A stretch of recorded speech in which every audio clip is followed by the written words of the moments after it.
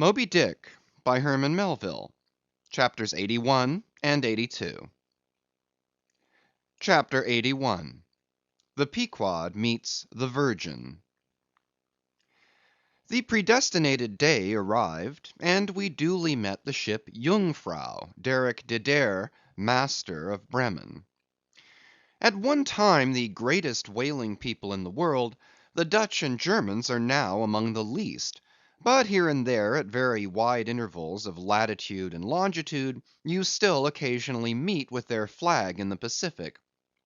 For some reason, the Jungfrau seemed quite eager to pay her respects.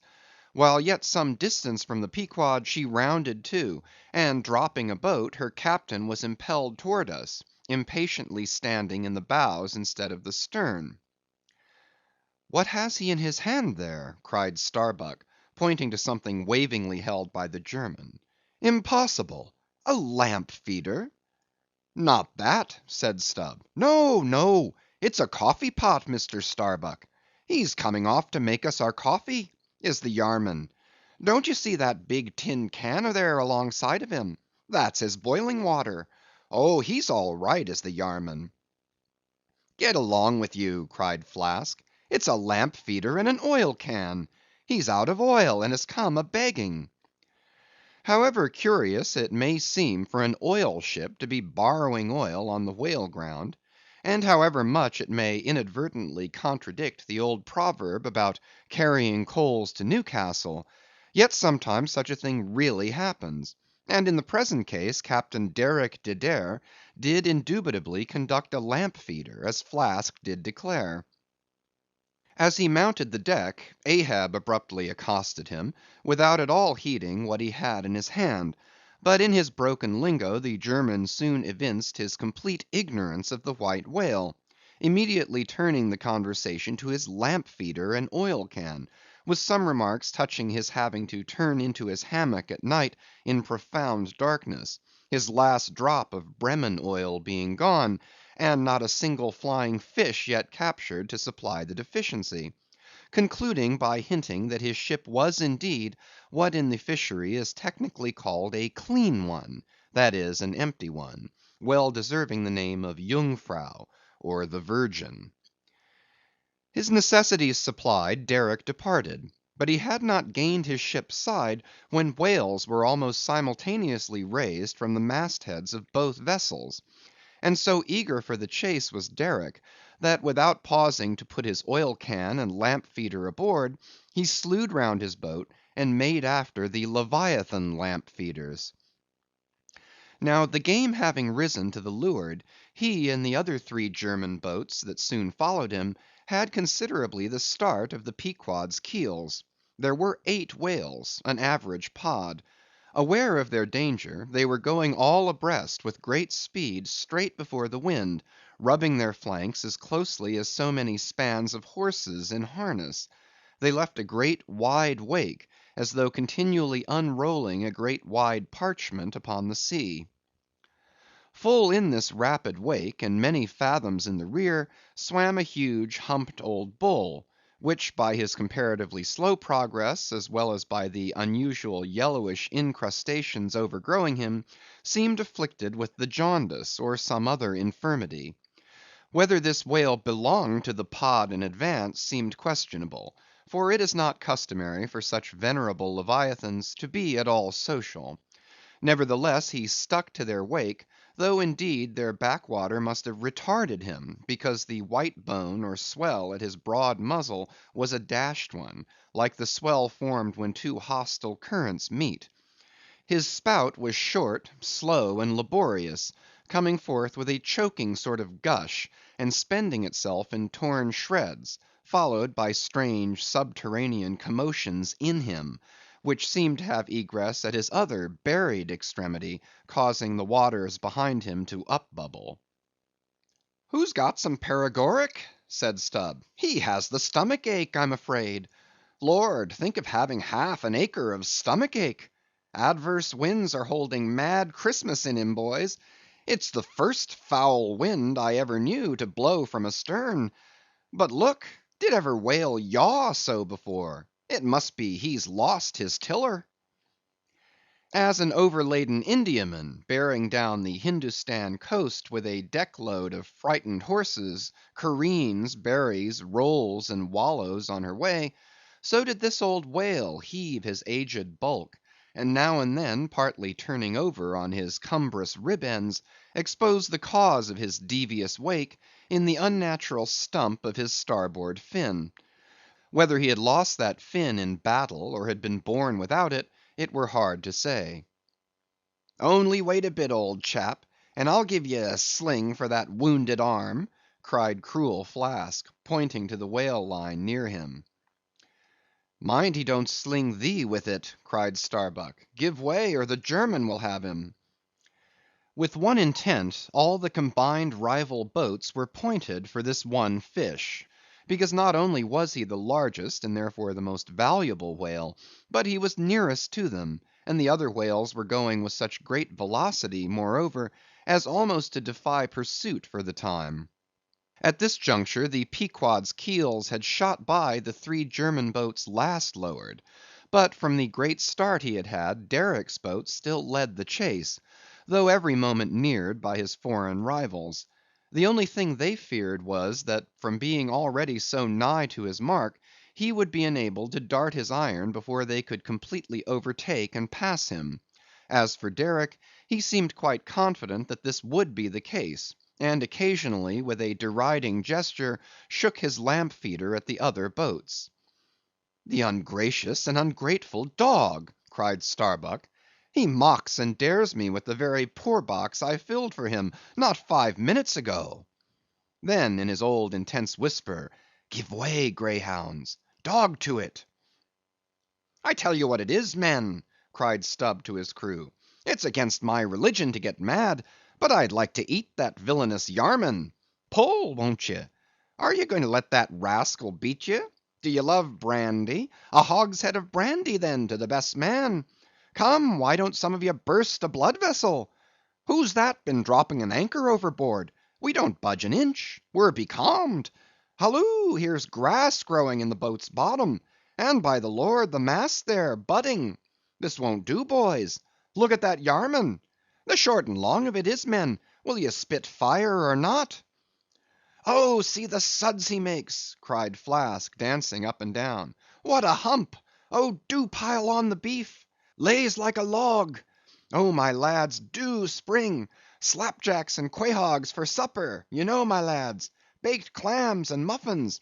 Oh, do spring! He's a 100-barreler. Don't lose him now; oh, don't! See that Yarman! Oh, won't ye pull for your duff, my lads? Such a sog! Such a sogger! Don't you love sperm? There goes $3,000, men! A bank! A whole bank! The Bank of England! Oh, do! What's that Yarman about now?" At this moment Derick was in the act of pitching his lamp feeder at the advancing boats, and also his oil can; perhaps with the double view of retarding his rival's way, and at the same time economically accelerating his own by the momentary impetus of the backward toss. "The unmannerly Dutch dogger!" cried Stubb. "Pull now, men! Like 50,000 line a battleship loads of red–haired devils! What do ye say, Tashtego? Are you the man to snap your spine in 22 pieces for the honor of old Gayhead? What do ye say?" "I say, pull like goddam!" cried the Indian. Fiercely, but evenly incited by the taunts of the German, the Pequod's 3 boats now began ranging almost abreast, and so disposed, momentarily neared him. In that fine, loose, chivalrous attitude of the headsman when drawing near to his prey, the 3 mates stood up proudly, occasionally backing the after oarsman with an exhilarating cry of "There she slides now! Hurrah for the white ash breeze! Down with the Yarman! Sail over him!" But so decided an original start had Derick had, that spite of all their gallantry he would have proved the victor in this race, had not a righteous judgment descended upon him in a crab which caught the blade of his midship oarsman. While this clumsy lubber was striving to free his white ash, and while in consequence Derick's boat was nigh to capsizing, and he thundering away at his men in a mighty rage, that was a good time for Starbuck, Stubb, and Flask. With a shout, they took a mortal start forward, and slantingly ranged up on the German's quarter. An instant more, and all four boats were diagonally in the whale's immediate wake, while stretching from them, on both sides, was the foaming swell that he made. It was a terrific, most pitiable, and maddening sight. The whale was now going head out, and sending his spout before him in a continual tormented jet, while his one poor fin beat his side in an agony of fright. Now to this hand, now to that, he yawed in his faltering flight, and still at every billow that he broke he spasmodically sank in the sea, or sideways rolled towards the sky his one beating fin. So have I seen a bird with clipped wing making affrighted broken circles in the air, vainly striving to escape the piratical hawks. But the bird has a voice, and with plaintive cries will make known her fear. But the fear of this vast dumb brute of the sea was chained up and enchanted in him. He had no voice, save that choking respiration through his spiracle, and this made the sight of him unspeakably pitiable; while still, in his amazing bulk, portcullis jaw, and omnipotent tail, there was enough to appall the stoutest man who so pitied. Seeing now that but a very few moments more would give the Pequod's boats the advantage, and rather than be thus foiled of his game, Derick chose to hazard what to him must have seemed a most unusually long dart, ere the last chance would forever escape. But no sooner did his harpooneer stand up for the stroke, than all three tigers, Queequeg, Tashtego, and Daggoo, instinctively sprang to their feet, and standing in a diagonal row, simultaneously pointed their barbs, and darted over the head of the German harpooneer their three Nantucket irons entered the whale. Blinding vapors of foam and white fire, the three boats, in the first fury of the whale's headlong rush, bumped the Germans aside with such force, that both Derick and his baffled harpooneer were spilled out, and sailed over by the three flying keels. "Don't be afraid, my butter boxes," cried Stubb, casting a passing glance upon them as he shot by. "You'll be picked up presently. All right. I saw some sharks astern; St. Bernard's dogs, you know; relieve distressed travellers. Hurrah! This is the way to sail now; every keel a sunbeam. Hurrah! Here we go like three tin kettles at the tail of a mad cougar. This puts me in mind of fastening to an elephant in a tilbury on a plain; makes the wheel spokes fly, boys, when you fasten to him that way. And there's danger of being pitched out, too, when you strike a hill. Hurrah! This is the way a fellow feels when he's going to Davy Jones; all a rush down an endless inclined plane. Hurrah! This whale carries the everlasting mail." But the monster's run was a brief one. Giving a sudden gasp, he tumultuously sounded. With a grating rush, the three lines flew round the loggerheads, with such force as to gouge deep grooves in them; while so fearful were the harpooneers that this rapid sounding would soon exhaust the lines, that using all their dexterous might, they caught repeated smoking turns with the rope to hold on; till at last, owing to the perpendicular strain from the lead‐lined chocks of the boats, whence the three ropes went straight down into the blue, the gunwales of the bows were almost even with the water, while the three sterns were tilted high in the air. And the whale soon ceasing to sound, for some time they remained in that attitude, fearful of expending more line, though the position was a little ticklish. But though boats have been taken down and lost in this way, yet it is this holding on, as it is called, this hooking up by the sharp barbs of his live flesh from the back, this it is that often torments the Leviathan into soon rising again to meet the sharp lance of his foes. Yet not to speak of the peril of the thing, it is to be doubted whether this course is always the best; for it is but reasonable to presume that the longer the stricken whale stays under water, the more he is exhausted; because, owing to the enormous surface of him (in a full grown sperm whale something less than 2,000 square feet), the pressure of the water is immense. We all know what an astonishing atmospheric weight we ourselves stand up under. even here above ground in the air. How vast then the burden of a whale, bearing on his back a column of 200 fathoms of ocean! It must at least equal the weight of 50 atmospheres. One whaleman has estimated it at the weight of 20 line of battle ships, with all their guns and stores and men on board.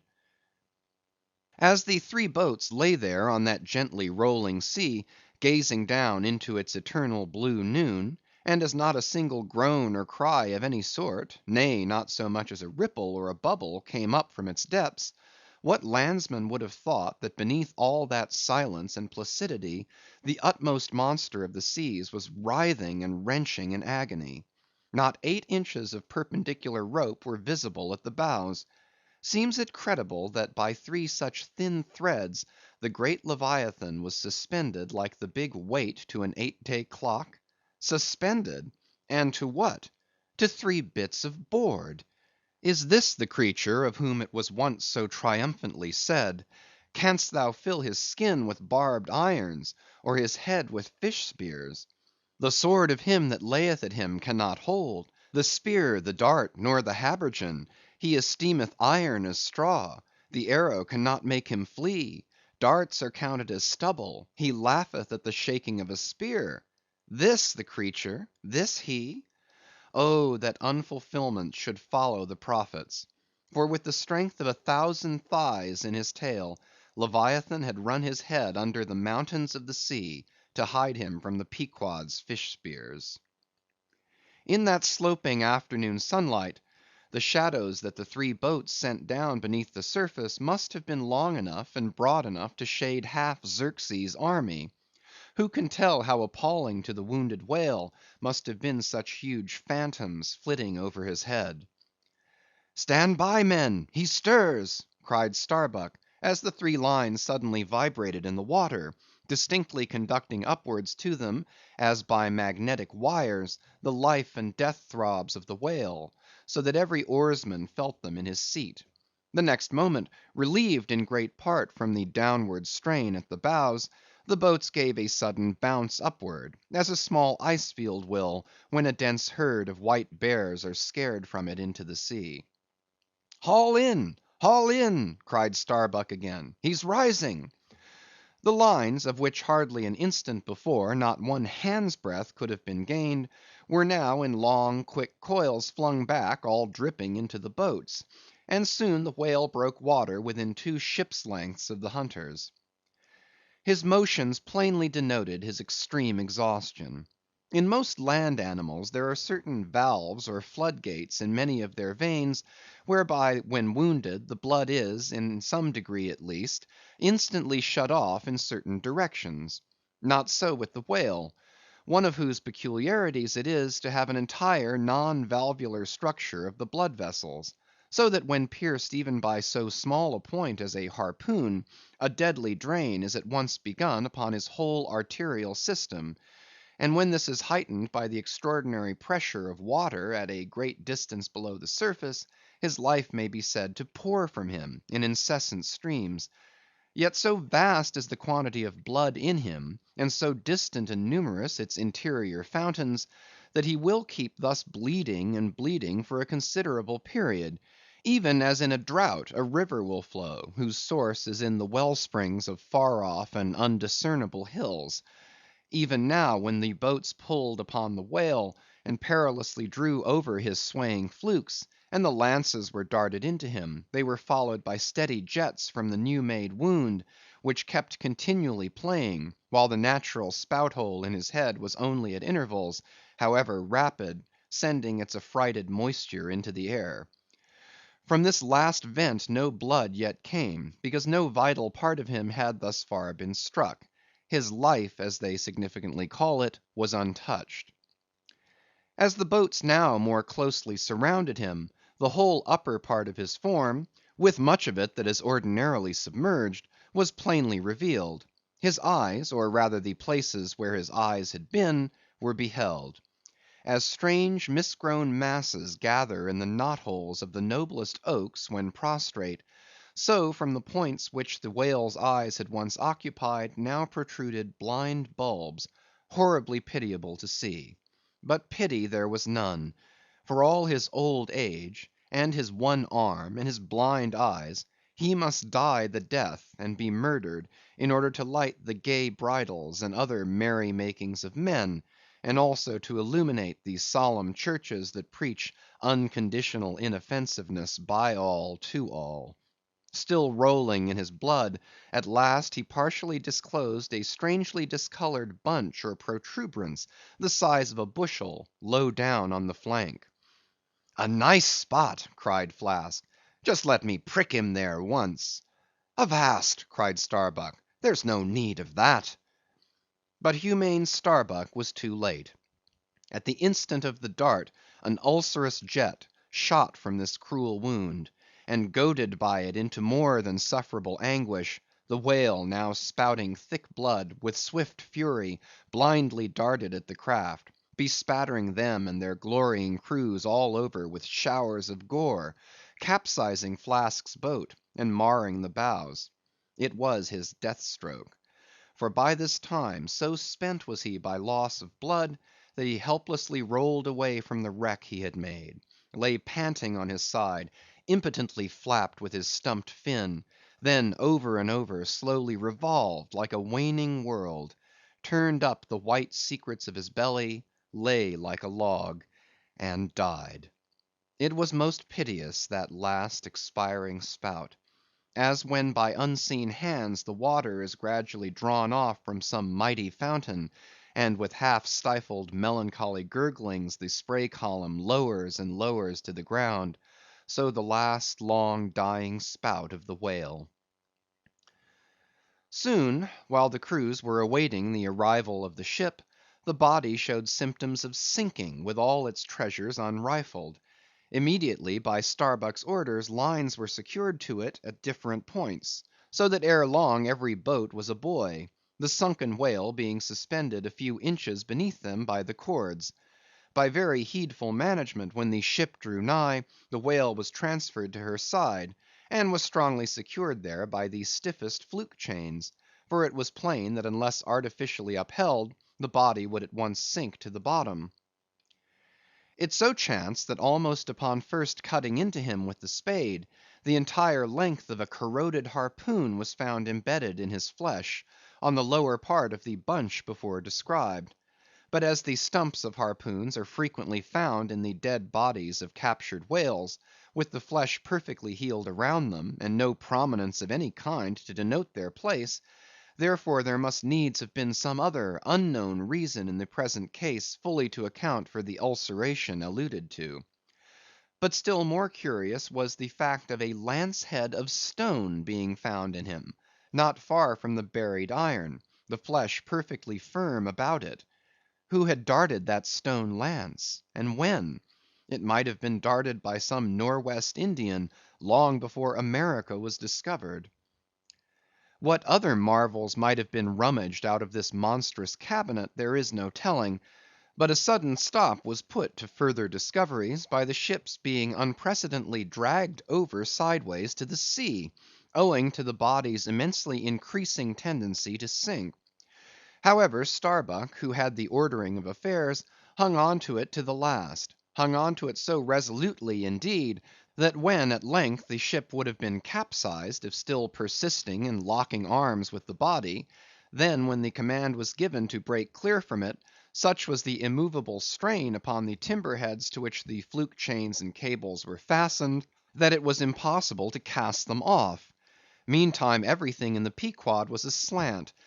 To cross to the other side of the deck was like walking up the steep gabled roof of a house. The ship groaned and gasped; many of the ivory inlayings of her bulwarks and cabins were started from their places by the unnatural dislocation. In vain handspikes and crows were brought to bear upon the immovable fluke chains to pry them adrift from the timber heads; and so low had the whale now settled that the submerged ends could not be at all approached, while every moment whole tons of ponderosity seemed added to the sinking bulk, and the ship seemed on the point of going over. "Hold on, won't ye?" cried Stubb to the body. "Don't be in such a devil of a hurry to sink. By thunder, men, we must do something or go for it. No use prying there. Avast, I say, with your handspikes, and run one of ye for a prayer book and a penknife, and cut the big chains. Knife? Aye, aye, cried Queequeg, and seizing the carpenter's heavy hatchet, he leaned out of a porthole, and steel to iron, began slashing at the largest fluke chains. But a few strokes, full of sparks, were given, when the exceeding strain effected the rest. With a terrific snap, every fastening went adrift, the ship righted, the carcass sank. Now this occasional, inevitable sinking of the recently killed sperm whale is a very curious thing, nor has any fisherman yet adequately accounted for it. Usually the dead sperm whale floats with great buoyancy, with its side or belly considerably elevated above the surface. If the only whales that thus sank were old, meagre, and broken‐hearted creatures, their pads of lard diminished, and all their bones heavy and rheumatic, then you might with some reason assert that this sinking is caused by an uncommon specific gravity in the fish so sinking, consequent upon this absence of buoyant matter in him. But it is not so; for young whales, in the highest health, and swelling with noble aspirations, prematurely cut off in the warm flush and May of life, with all their panting lard about them, even these brawny, buoyant heroes do sometimes sink. Be it said, however, that the sperm whale is far less liable to this accident than any other species. Where one of that sort go down, 20 right whales do. This difference in the species is no doubt imputable in no small degree to the greater quantity of bone in the right whale, his Venetian blinds alone sometimes weighing more than a ton. From this encumbrance the sperm whale is wholly free. But there are instances where, after the lapse of many hours or several days, the sunken whale again rises, more buoyant than in life. But the reasons of this are obvious.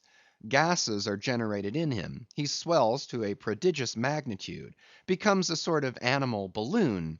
A line of battle ship could hardly keep him under then. In the shore whaling, on soundings among the bays of New Zealand, when a right whale gives token of sinking, they fasten buoys to him, with plenty of rope, so that when the body has gone down, they know where to look for it when it shall have ascended again. It was not long after the sinking of the body that a cry was heard from the Pequod's mast heads, announcing that the Jungfrau was again lowering her boats, though the only spout in sight was that of a finback, belonging to the species of uncapturable whales, because of its incredible power of swimming. Nevertheless, the finback's spout is so similar to the sperm whale's, that by unskilful fishermen it is often mistaken for it. And consequently Derick and all his host were now in valiant chase of this unnearable brute. The Virgin crowding all sail made after her 4 young keels, and thus they all disappeared far to leeward, still in bold, hopeful chase. Oh, many are the finbacks, and many are the Derricks, my friend.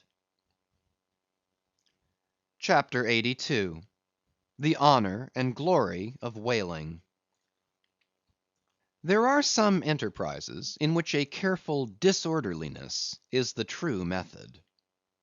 The more I dive into this matter of whaling, and push my researches up to the very spring‐head of it, so much the more am I impressed with its great honorableness and antiquity; and especially when I find so many great demigods and heroes, prophets of all sort, who one way or other have shed distinction upon it, I am transported with the reflection that I myself belong, though but subordinately, to so emblazoned a fraternity.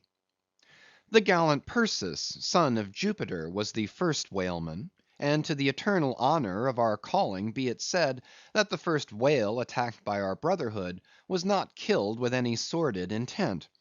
Those were the knightly days of our profession, when we only bore arms to succor the distressed, not to fill men's lamp feeders. Every one knows the fine story of Perseus and Andromeda; how the lovely Andromeda, the daughter of a king, was tied to a rock on the sea coast, and as Leviathan was in the very act of carrying her off, Perseus, the prince of whalemen, intrepidly advancing, harpooned the monster, and delivered and married the maid. It was an admirable artistic exploit, rarely achieved by the best harpooneers of the present day, inasmuch as this Leviathan was slain at the very first dart. And let no man doubt this Archite story; for in the ancient Joppa, now Jaffa, on the Syrian coast, in one of the pagan temples, there stood for many ages the vast skeleton of a whale, which the city's legends and all the inhabitants asserted to be the identical bones of the monster that Perseus slew. When the Romans took Joppa, the same skeleton was carried to Italy in triumph. What seems most singular and suggestively important in this story is this: it was from Joppa that Jonah set sail. Akin to the adventure of Perseus and Andromeda, indeed by some supposed to be indirectly derived from it, is that famous story of St. George and the dragon; which dragon I maintain to have been a whale, for in many old chronicles whales and dragons are strangely jumbled together, and often stand for each other. Thou art as a lion of the waters, and as a dragon of the sea, saith Ezekiel; hereby plainly meaning a whale. In truth, some versions of the Bible use that word itself. Besides, it would much subtract from the glory of the exploit had St. George but encountered a crawling reptile of the land, instead of doing battle with the great monster of the deep. Any man may kill a snake, but only a Perseus, a St. George, a coffin, have the heart in them to march boldly up to a whale. Let not the modern paintings of this scene mislead us; for though the creature encountered by that valiant whaleman of old is vaguely represented of a griffin like shape, and though the battle is depicted on land and the saint on horseback, yet considering the great ignorance of those times, when the true form of the whale was unknown to artists, and considering that as in Perseus's case St. George's whale might have crawled up out of the sea on the beach, and considering that the animal ridden by St. George might have been only a large seal or sea horse; bearing all this in mind, it will not appear altogether incompatible with the sacred legend and the ancientest draughts of the scene, to hold this so called dragon no other than the great Leviathan himself. In fact, placed before the strict and piercing truth, this whole story will fare like that fish, flesh, and fowl idol of the Philistines, Dagon by name, who being planted before the ark of Israel, his horse's head and both the palms of his hands fell off from him, and only the stump or fishy part of him remained. Thus, then, one of our own noble stamp, even a whaleman, is the tutelary guardian of England; and by good rights we harpooneers of Nantucket should be enrolled in the most noble order of St. George. And therefore let not the knights of that honorable company, none of whom, I venture to say, have ever had to do with a whale like their great patron, let them never eye a Nantucketer with disdain, since even in our woollen frocks and tarred trowsers we are much better entitled to St. George's decoration than they. Whether to admit Hercules among us or not, concerning this I long remained dubious.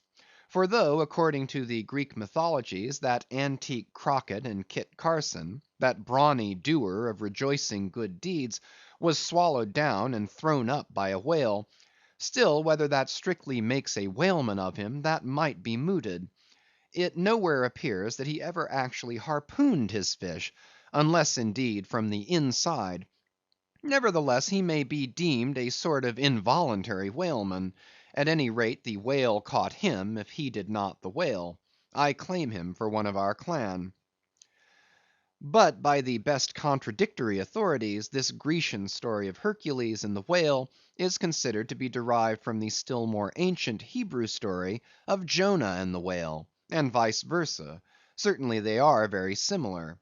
If I claim the demigod, then, why not the prophet?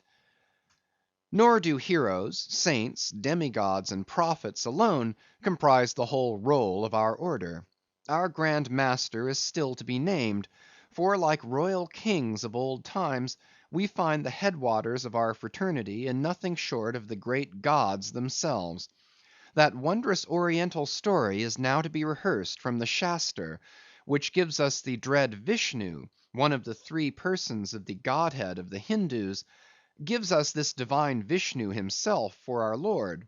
Vishnu, who by the first of his 10 earthly incarnations has forever set apart and sanctified the whale. When Brahma, or the God of gods, saith the Shaster, resolved to recreate the world after one of its periodical dissolutions, he gave birth to Vishnu to preside over the work. But the Vedas, or mystical books, whose perusal would seem to have been indispensable to Vishnu before beginning the creation, and which therefore must have contained something in the shape of practical hints to young architects, these Vedas were lying at the bottom of the waters. So Vishnu became incarnate as a whale, and sounding down in him to the uttermost depths, rescued the sacred volumes. Was not this Vishnu a whaleman then? Even as a man who rides a horse is called a horseman. Perseus, St. George, Hercules, Jonah, and Vishnu. There's a member roll for you. What club but the whaleman's can head off like that? End of chapters 81 and 82.